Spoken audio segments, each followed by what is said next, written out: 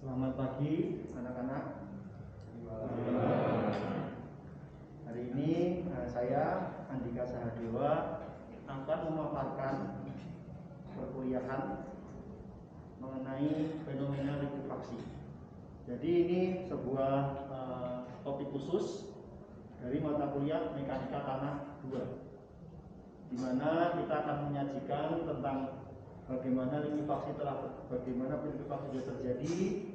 Kemudian kita juga akan belajar apa penyebab likuifaksi dan bagaimana cara menghindari, dan juga fenomena-fenomena likuifaksi yang terjadi di Indonesia.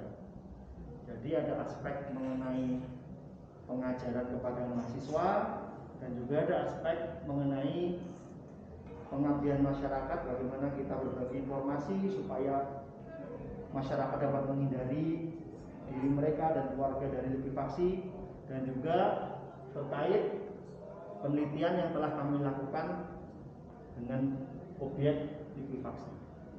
Baik, materi presentasi perkuliahan hari ini akan kami mulai dari bagaimana kondisi kegempaan di Indonesia, kemudian bagaimana gempa Palu 2018 terjadi, dan kita akan menyinggung mengenai mekanika tanah, dan ada demo likuifaksi dan juga mitigasi likuifaksi. Ya, ini adalah capaian pembelajaran supaya kita dari hal ini bisa mencapai apa yang kita inginkan dari mata kuliah mekanika tanah, yaitu adalah fenomena di likuifaksi di Indonesia yang terkait dengan mekanika tanah.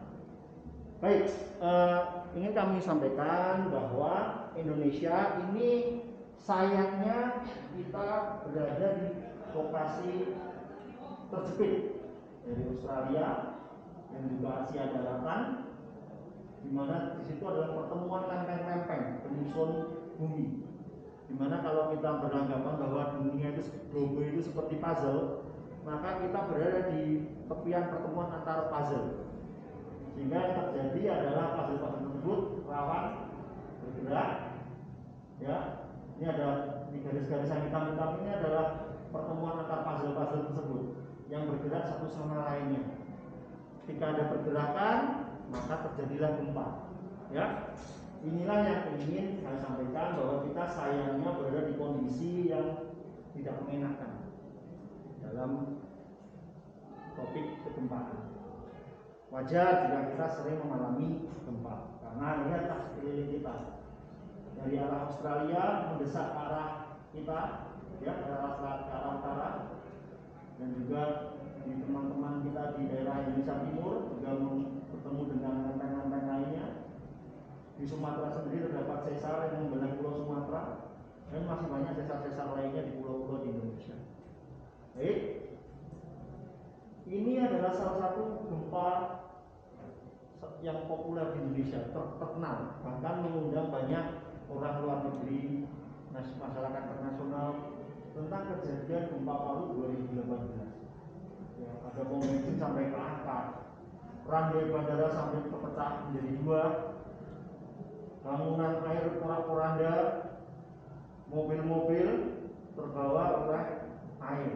Ya, ini salah satu yang terkenal dari gempa Palu 2018 adalah tsunami, ya, dan juga likuifaksi. Jadi di sini kami ingin tampilkan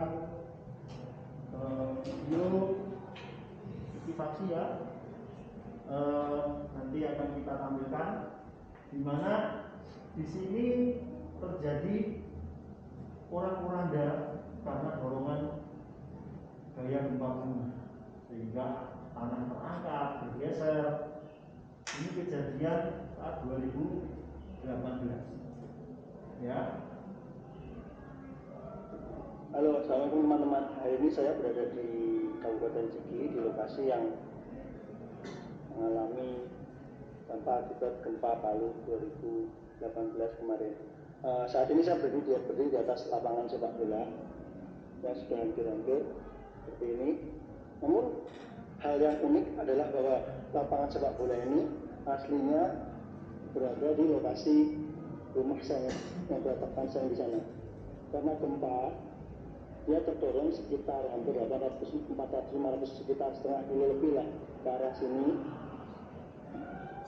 Kemudian rumah yang tadinya berada di dekat orang-orang yang sedang berdiri tadi tergeser jauh hampir 800 meter sampai daerah sana. Itu tadi rumah-rumah yang di sana itu adalah rumah yang aslinya berasal dari dekat orang-orang berdiri di sana itu. Nah, yang bakal menjadi diskusi panjang mungkin malam ini atau jadi itu tadi adalah salah satu video yang kami dokumentasikan ketika mengunjungi lokasi yang salah satu yang terdampak parah di Palu, ya. Jadi perumahan itu bergeser 400 meter, 500 meter. Ya. Nah, ini semua pengamatan kami ketika mengunjungi Palu, ya, kira-kira beberapa hari setelah kejadian telah kami dokumentasikan menjadi sebuah jurnal ilmiah yang kami terbitkan di konferensi di Roma, Italia tahun 2019 dengan judul Overview of the 2018 Palu Earthquake, di mana saya sendiri menjadi penulis pertama. Jadi ini menjadi salah satu referensi utama tentang kejadian gempa Palu 2018, khususnya di lokasi-lokasi yang mengalami dampak terparah. Jadi ini salah satu wujud dari penelitian kami, mendokumentasikan apa yang terjadi di lapangan, mencari mekanisme kenapa tanah bisa bergerak sedemikian jauh. Kami laporkan, kami jadikan tulisan artikel ilmiah. Baik, mari kita belajar mengenai likuifaksi. Ya. Sebelum kita belajar lebih jauh mengenai likuifaksi, kami ingin kembali mengingatkan teman-teman mengenai tanah. Tanah secara mudah dapat kita bagi menjadi dua kategori, yaitu pasir dan juga lempung. Di mana pasir ini ya yang seperti ini bisa kita buat seperti di pantai, ya, pasir tanah pasir, bisa kita buat untuk campuran beton. Kemudian ada juga lempung, di mana bisa kita buat menjadi kerajinan gerabah. Inilah lempung, inilah pasir. Tentu jika melihat gambar ini teman-teman jadi paham, ya, mana yang pasir, mana yang lempung. Ini perlu kita cermati, perlu bisa kita bedakan, karena likuifaksi terjadi di pasir secara umum, ya. Nah, kita mengingat kembali bahwa tanah ini detailnya ada dari partikel tanah padat itu sendiri, butiran-butiran pasir itu sendiri, kemudian ada air cairan, dan kemudian ada udara gas. Nah, ketika terjadi gempa, air di sini ini terganggu, ya, mengganggu kestabilan butiran-butiran ini, ya. Pada akhirnya ketika ada gempa, air terganggu, air ini memiliki kekuatan dorong, ya, kekuatan dorong, sehingga pertemuan antara butir-butir pasir ini menjadi berjauhan. Ketika dia berjauhan dan juga dia menjadi berenang atau floating di antara air-air ini, maka saat itu terjadi likuifaksi. Sehingga apa?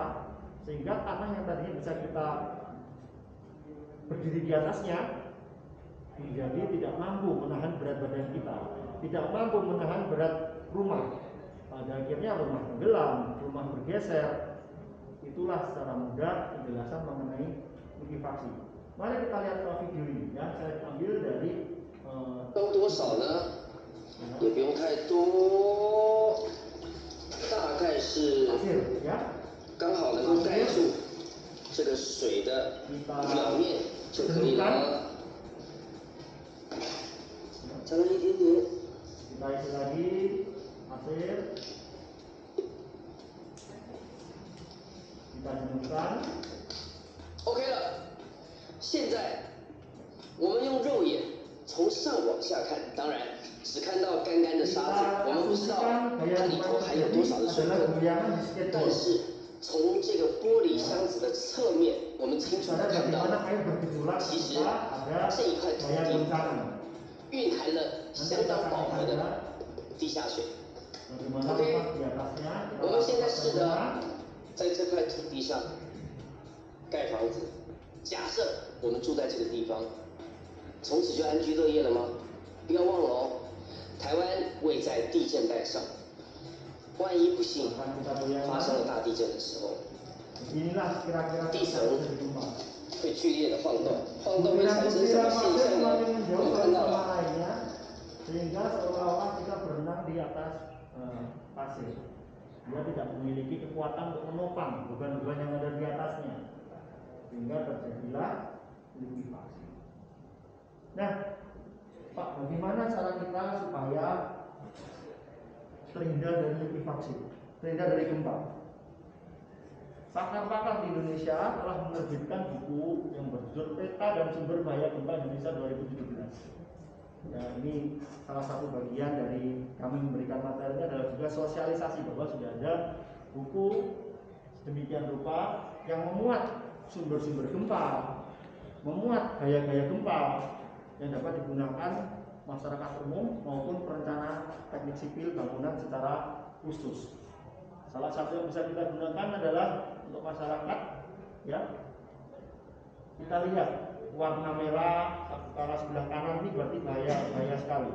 Sebelah kiri relatif aman.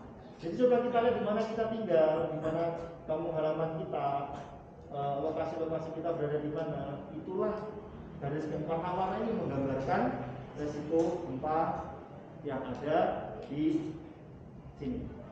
Coba saya mau tanya beberapa teman-teman, ada nggak yang tinggal di warna-warna merah ini? Nggak ada. Kira-kira kampung halamannya di warna merah ini ada nggak? Warna yang lebih hijau, kuning, ada nggak? Gimana? Saya di Bali, Pak. Bali. Wah, Bali lumayan ya ini ya, warnanya kuning ya. Jadi area-area ini menggambarkan kerawanan gempa, bahaya gempa di Indonesia. Ya. Kalau ingin lebih detail lagi, ya, peta gempa tadi, buku gempa tadi juga menyajikan patahan-patahan yang ada di sebuah pulau. Jadi ini untuk contoh hanya kami tampilkan Pulau Sulawesi. Jadi yang tinggal di Palu di sini bisa kita lihat ada garis-garis ini yang menggambarkan patahan. Tentu lebih rawan lagi, ya, karena kalau kita lihat biasanya kan sumber-sumbernya itu ada di luar pulau. Tapi kalau di patahan ada di darat, nah ini berbahaya untuk kita. Jadi langkah pertama untuk bisa selamat dari gempa adalah jauh-jauhlah dari lokasi yang merah, kuning, hijau. Ya, mungkin salah satu alasan ibu kota baru akan dibangun di Kalimantan adalah karena risiko gempanya juga kecil, minimal. Kalian lihat dari semua pulau-pulau yang ada di Indonesia, Kalimantan lah yang paling warnanya paling sejuk. Ya, warna-warna tentang potensi gempanya. Nah, terkait dengan peta-peta ini menggambarkan kondisi lokasi yang rawan terhadap gempa. Kemudian kita ingin menghindari likuifaksi karena likuifaksi dapat terjadi salah satunya karena gempa. Bagaimana kita bisa menghindari likuifaksi? Ya, hindari lokasi rawan gempa dan dekat sesar khususnya ya, atau dekat sesar dengan kondisi tanah sebagai berikut: berbutir pasir, ya, dan ya saya katakan dan tidak padat dan jenuh terendam air. Jadi inilah syarat-syarat terjadi likuifaksi. Ketika salah satu syarat itu tidak terpenuhi, berarti tidak likuifaksi. Misalnya apa, Pak? Misalnya tanahnya lepung, tapi dia kuat, keras dan terendam air. Nah itu likuifaksinya juga kemungkinan tidak terjadi. Ya karena syaratnya adalah tanah berbutir halus, tanah berbutir pasir, dan dia tidak padat dan dia terendam air, dan saat itu terjadi gempa. Ya. Tapi pasir belum tentu mengalami likuifaksi jika dia padat, terlebih lagi tidak ada air, ya, dia tidak jenuh.